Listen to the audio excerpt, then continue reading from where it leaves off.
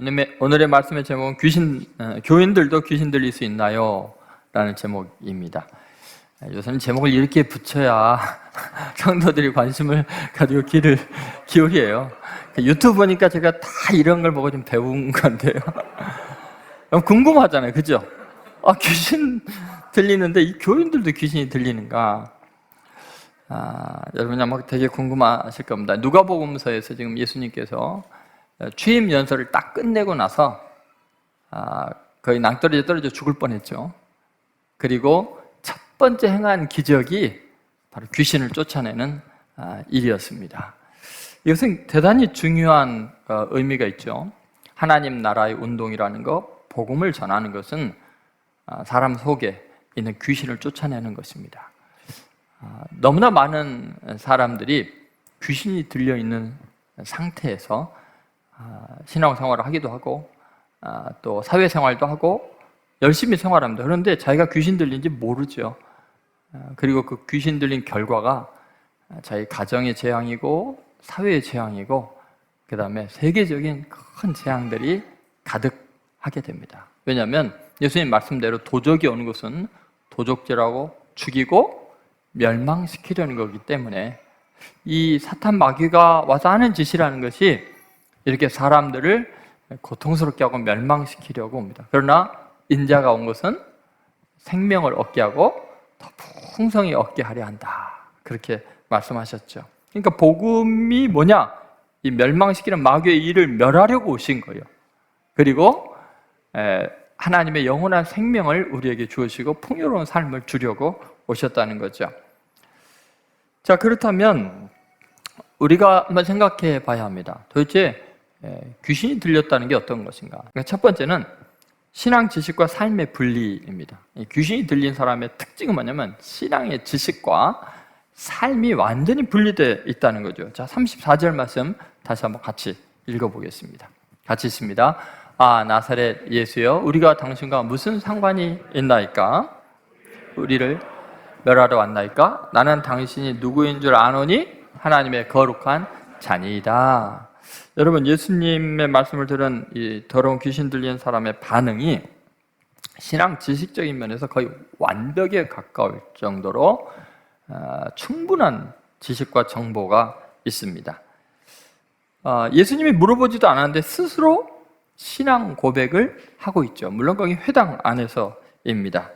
그런데 그 내용이 너무나 놀라운 게요. 여러분, 신학의 그 흐름을 보면은 가장 중요한 논쟁 중에 하나가 뭐냐면 역사적 예수에 대한 이야기입니다. 예수가 역사적으로 실제했을 때 그 예수의 모습은 어떨까?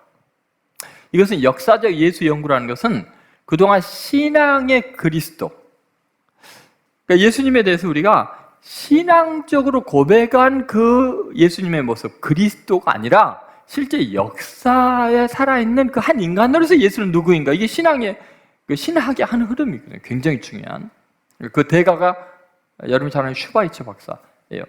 그런데 정말 그리스도, 신앙의 그리스도, 그분과 역사의 그리스도가 어떻게 다른가? 이것이 굉장히 신학의 두 흐름인데 놀랍게 이 귀신 들린 사람은 벌써 예수님 활동하시기 시작하자마자 그걸 알고 있는 거예요. 그게 뭐래요? 나사렛 예수, 역사적 예수에 대한 이야기죠. 나사렛 그 촌에서 실제하신 그분, 역사 속에 살아계신 그분을 명확하게 인식하고 있는 거예요. 나사렛 예수요. 그뿐만 아니라 나중에 뭐라 그래요? 하나님의 거룩한 자녀이다. 이것은 신앙의 고백이죠. 메시아에 대한 고백이죠. 하나님의 거룩한 분이십니다. 이건 하나님께로부터 오신 하나님의 아들입니다. 라는 고백이나 마찬가지겠죠. 그러면 이 두 가지가 같이 가기가 힘들거든요. 그래서 예수님 고향 사람들은 나사렛 예수니까 너는 메시아일 리가 없어 그랬잖아요. 나다나엘이란 사람이 빌립에게서 전도를 받고 나사렛 예수란 말을 듣고 나사렛은 무슨 선한 것이 날 수 있느냐? 역사적 예수에 대해서 정확하게 아는 사람들이 그 예수를, 그 가난하고 초라한 목수의 아들이라고 하고 사생활하다고 하는 그 예수를 하나님의 거룩한 분으로 하나님의 본체로 고백하는 것은 거의 불가능하다는 거예요. 그런데 이 귀신은 어때요? 이걸 양쪽을 다 결합시켜서 고백하고 있잖아요.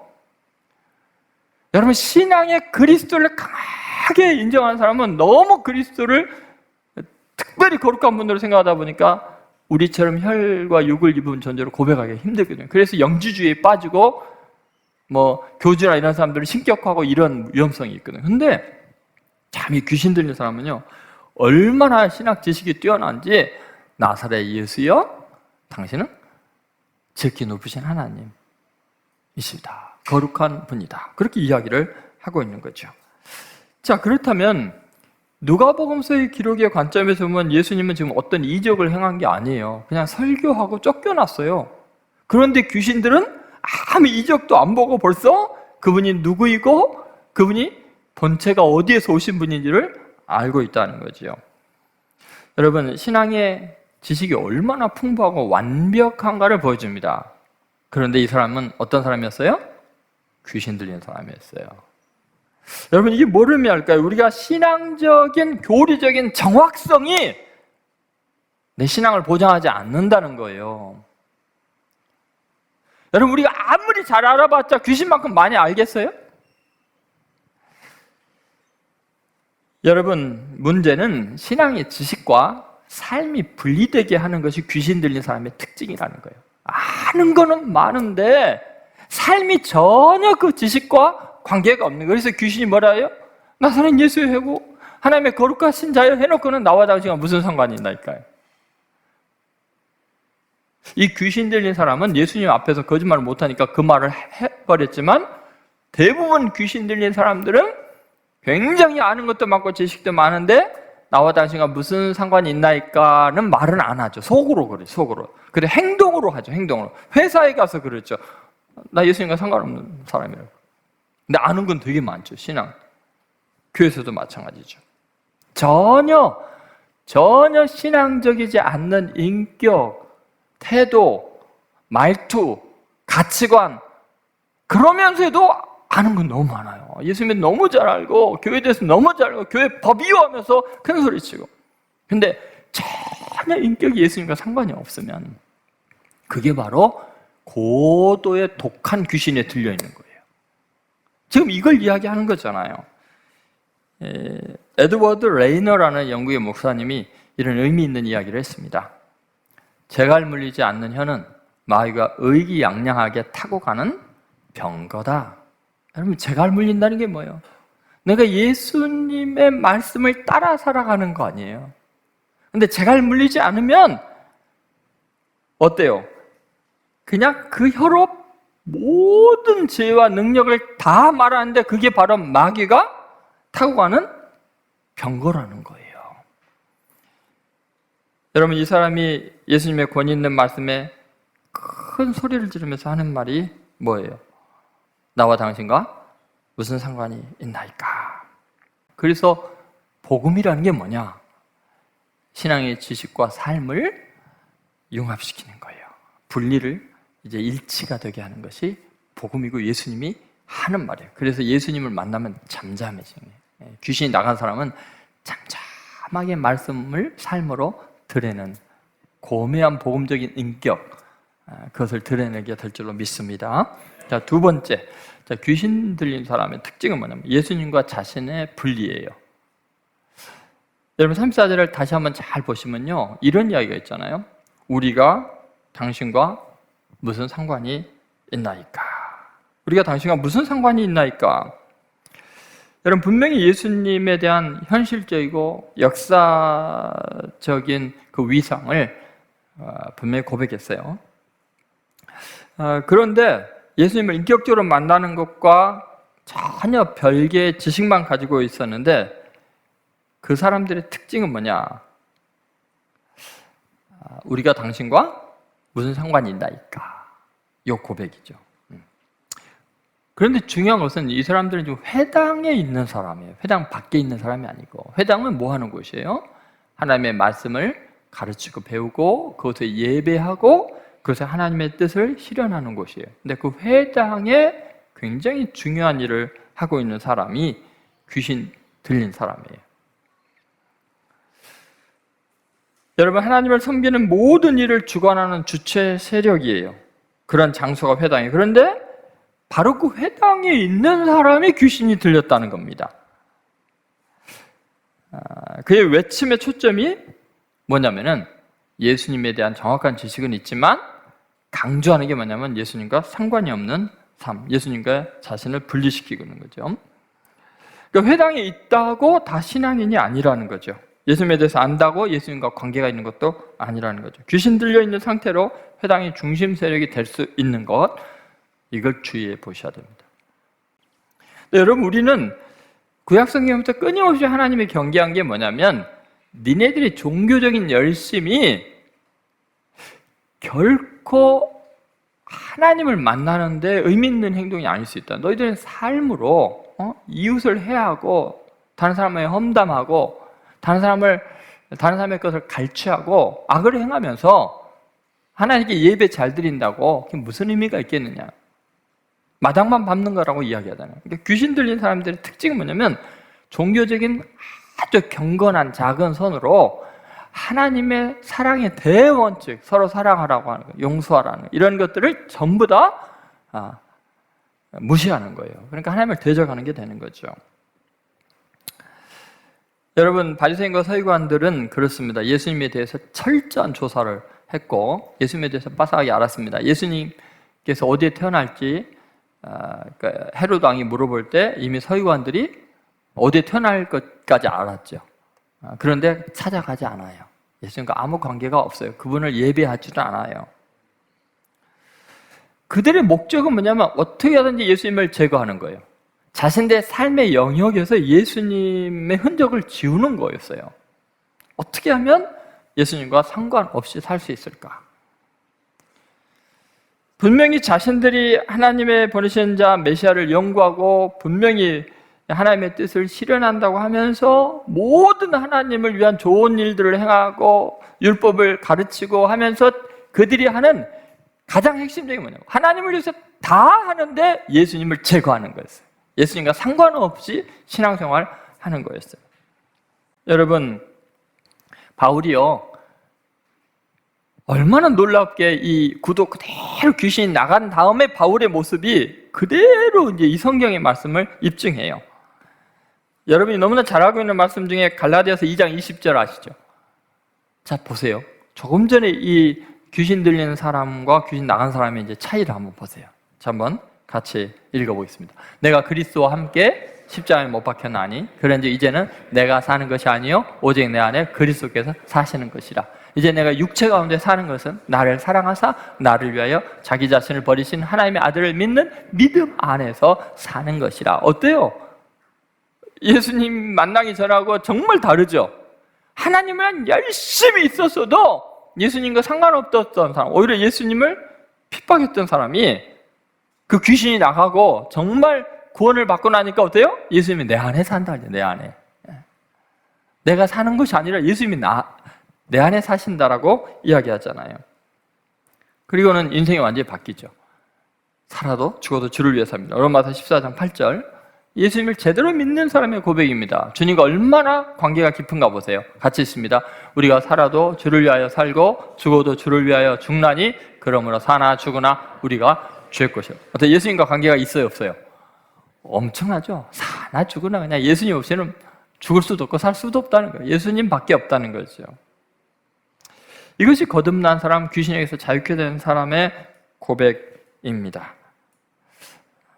여러분, 그래서 요한복음서에서 예수님이 그런 이야기를 하시잖아요. 우리와 예수님과의 관계가 어때야 된다고요? 요한복음 15장 5절 같이 한번 읽어보겠습니다. 나는 포도나무요 너희는 가지라. 그가 내 안에 그 안에 거하면 사람이 열매를 많이 맺나니 나를 떠나서는 너희가 아무것도 할 수 없습니다. 아멘입니까? 여러분, 귀신이 나갈 때 현상이 뭐냐면 주님 없이는 못 살아요. 내가 주님 안에 있고 주님이 내 안에 있고 포도나무 가지에 붙어 있는 것처럼 이렇게 밀접히 연결이 되어 있습니다. 여러분, 꼭 예수님 없이는 살 수 없나라고 늘 주님과 동행하는 성도들, 그러면 귀신이 다 떠나간 줄로 믿습니다. 네, 세 번째, 예수님의 사명과 구원의 분리입니다. 34절에 보면 귀신이 그런 이야기죠. 우리를 멸하러 왔나이까. 이렇게 이야기하죠. 우리를 멸하러 왔나이까. 여러분, 예수님이 오신 목적은 명백합니다. 우리를 죄에서 구원하려고 오셨죠. 이 땅의 세상적인 욕심을 채워주려고 오신 게 아니에요.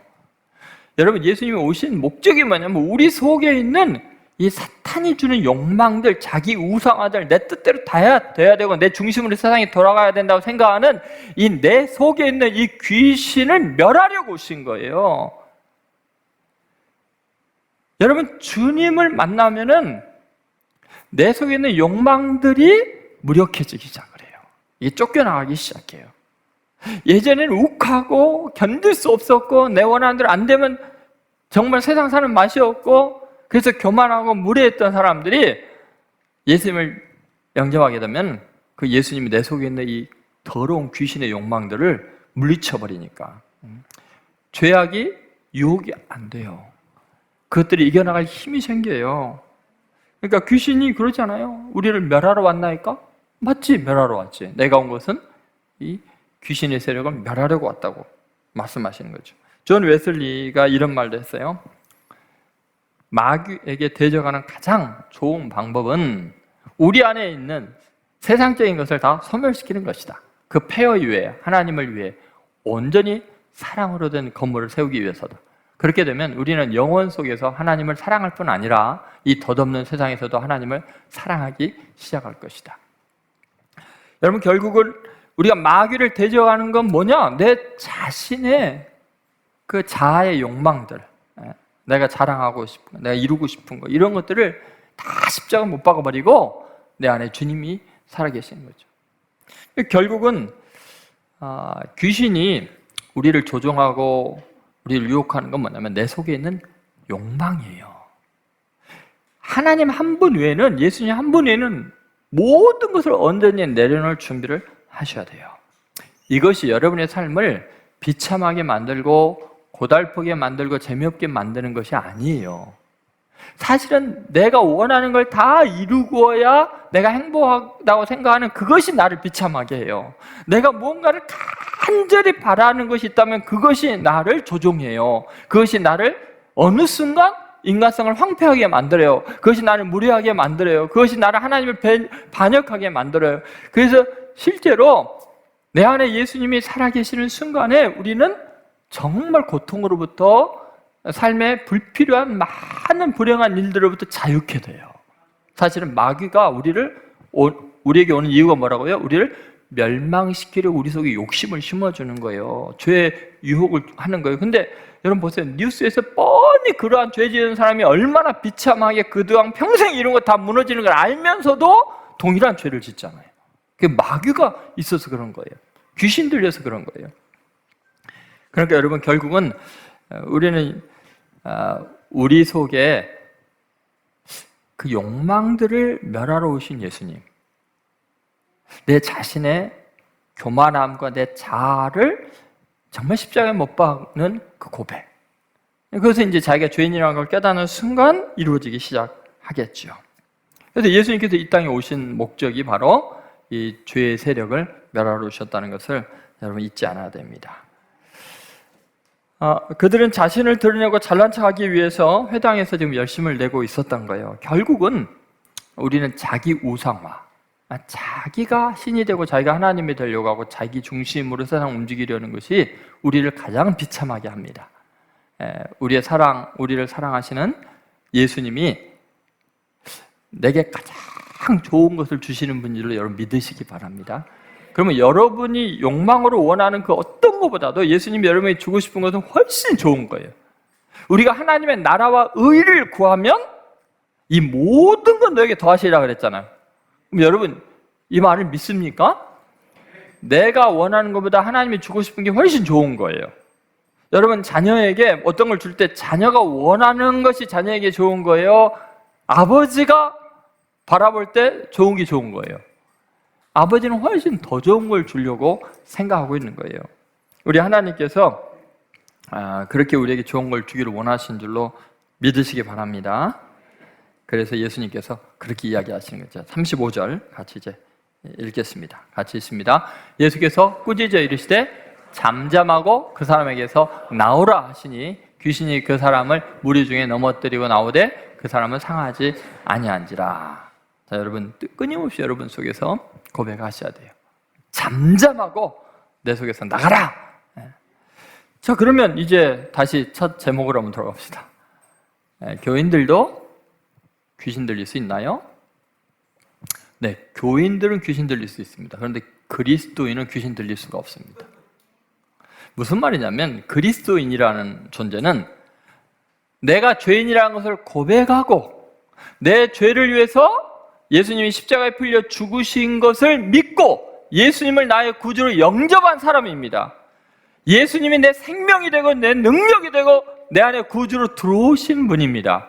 그러면 성령님, 예수님의 영인 거룩한 영이 내 안에 들어와 계십니다.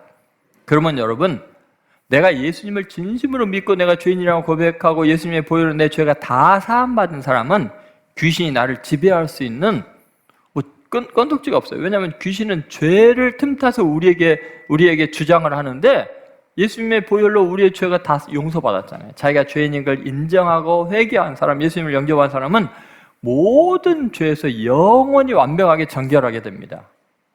심지어 앞으로 지을 죄에서까지 예수님은 우리의 죄를 다 사해 주셨습니다. 그러니까 마귀가 우리를 주관할 수 있는 힘이 없어요. 그리고 더 중요한 건 우리가 예수님을 구주로 영접하는 순간 내 안에 누가 들어오는 거예요? 예수님의 영, 성령님이 내 안에 들어와 계십니다. 그분은 너무 거룩하신 분이고 강력한 분이라 귀신이 내 속에 같이 있을 수가 없어요. 거룩한 성령님이 임하시면 더러운 모든 귀신들은 다 떠나갈 수밖에 없어요. 그래서 여러분, 종교인들은 귀신 들릴 수 있지만 진정으로 내가 예수님을 나의 구주로 고백한 사람은 귀신 들릴 수가 없어요. 다만 속을 수는 있어요. 아직 무지해서. 귀신은 거짓의 영이기 때문에 지가 센 척하고 자꾸 우리에게서 틈을 타서 잠깐 들어왔고 우리를 흔들려고 하겠죠. 그러나 거룩하신 성령님께서 우리에게 지혜를 주시고 깨닫게 하셔서 그 귀신들 다 물리치고 회개할 때마다 귀신들이 왔다가 주랭랑 칠 수밖에 없는 거예요. 우리의 몸은 영을 담기 위한 그릇이에요. 성령으로 충만하든지 귀신으로 충만하든지. 대신 하급발에 별 볼 일 없는 이상한 귀신이 충만할 수도 있고 아주 간교한 광명의 천사를 위한 굉장히 똑똑한 것 같은 아까 지식 같은 그런 것들이죠. 그런 귀신이 들릴 수도 있고, 아니면 나를 너무너무나 사랑하시고 천지를 창조하시고 역사를 주관하시는 가장 강력하고 위대하신 성령님이 내 안에 충만할 수 있고. 어떻게 하실래요? 이 선택의 여지가 있어요. 여러분, 오늘 이 시간에 모든 귀신으로부터 자유케 되는 성도들 되시기 바랍니다. 네. 그래서 성령으로 충만하시기 바랍니다. 그러기 위해서 자신의 죄를 고백하고 예수님 내 안에 오십시오. 나의 구주가 되시고 내 생명이 되어 주옵소서. 그렇게 성령 충만해서 권세 있는 자로 귀신을 명령으로 그냥 쫓아낼 수 있는 그런 하나님의 자녀 되시기를 주의 이름으로 축원드립니다.